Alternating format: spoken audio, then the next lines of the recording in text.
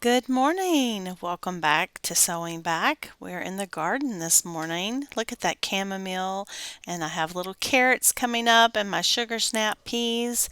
All of these are going so well, and I'm pretty sure right there are some volunteer sunflowers with onions and my wild bergamot. And over here we have more onions. We planted our Savannah onions and some shallots, even some leeks.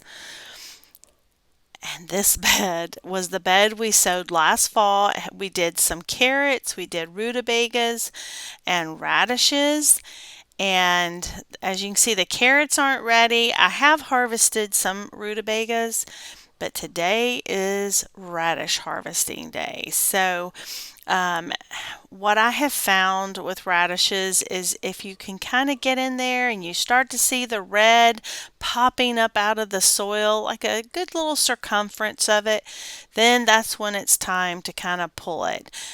Some of these were bigger than others because I did not thin these out. I sewed them thick together and I let them grow that way. And these were delicious. We had these with our Sunday dinner.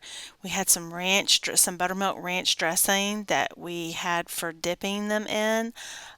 They were just so good. And everyone was fighting over the last ones. So I was pretty proud because I grew those.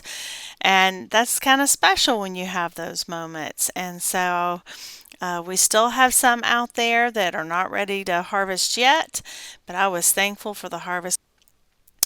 So this is my collard and kale bed here. And there is my herb bed. Most of these herbs have been transplanted from the front garden as we've been taking it out little by little. And there's our potatoes we planted. Those are those blue potatoes. They need to be healed up again. And this is my broccoli and some cabbages. And this last round bed is a different variety of cabbage. I think these were the Dutch cabbages that I'm trying to grow. But I wanted you to see, yes, the strawberries are still waiting for me, but look at that comfrey. It's blooming and beautiful.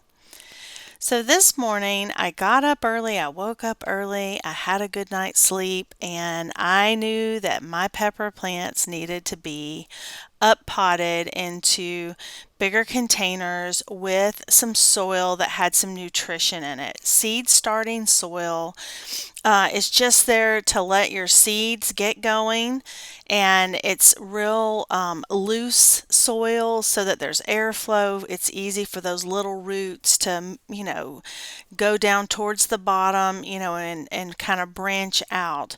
But at some point, if you want your seedlings to do well, you have to feed them. You can either do a fertilizer that you put on it, but what I like to start out doing is by potting them up when it's that time, because a lot of times I find that I have more than one plant when I seed started. That happens to me all the time. And this is a time when I can separate out those plants and I can put it in a potting soil that has nutrition for it. And that's just going to give it its best start. And so that's what I'm doing this morning. I'm potting up all my different peppers.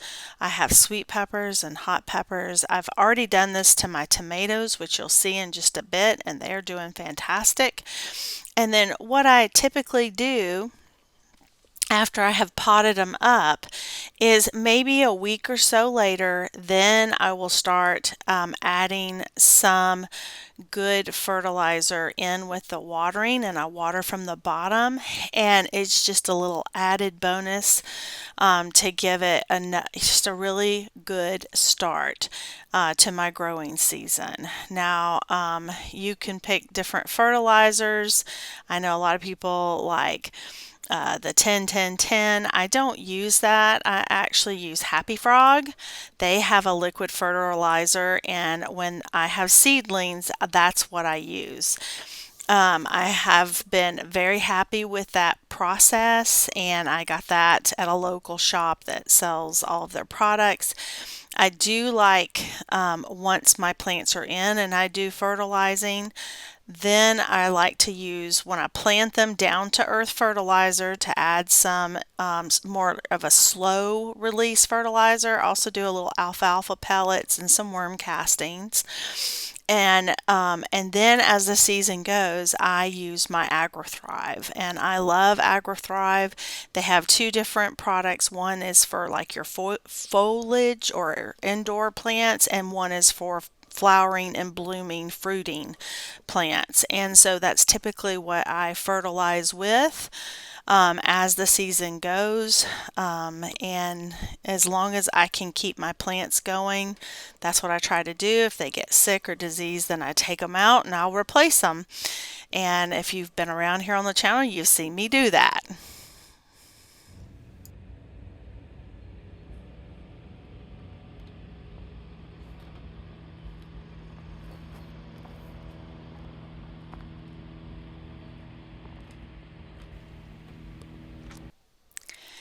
So, a mundane task is a piece of work that has to be done, but is often considered a boring job, a job that no one wants to do.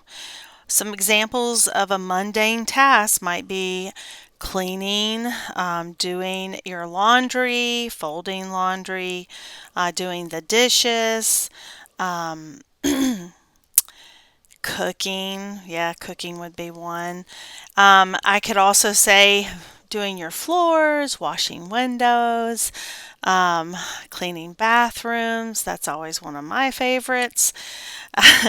And how about chicken chores and washing your chicken eggs and being a good steward with them, because they only last so long on the counter, and you can get a lot more life out of them in the refrigerator. So at some point, you got to clean them up and get them in there.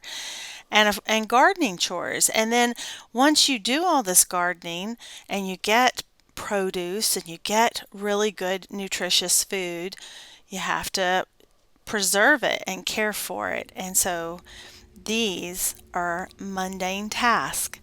And a lot of people struggle, a lot of women struggle with the mundane task of housework, of homework, if you will. And I have to say that at the ripe age of 51, that I find so much joy in these mundane tasks, and I take pride in them. Not in a puffed up way, not in that I'm better than you or whatever, just in the fact that I have all of this. I have all this abundance, and um, can it be stressful at times? Yes, it can. Can I feel stretched a little too thin? Absolutely. That's life. That is life in every season and every time. But I am so grateful that I can take these ingredients and I can cook a delicious meal. I can fold my laundry. I have laundry. I have clothes to wear. My family has clothes to wear. We have towels to dry off. We have a roof over our head. And I guess in the mundaneness of it all, it helps grow a heart of gratitude, um, because I know how blessed I am. I hope you feel blessed in all your mundaneness too. Also, check out the video of how to make that salad. It's delicious. Thanks for watching, and I'll see you in the next one. Bye.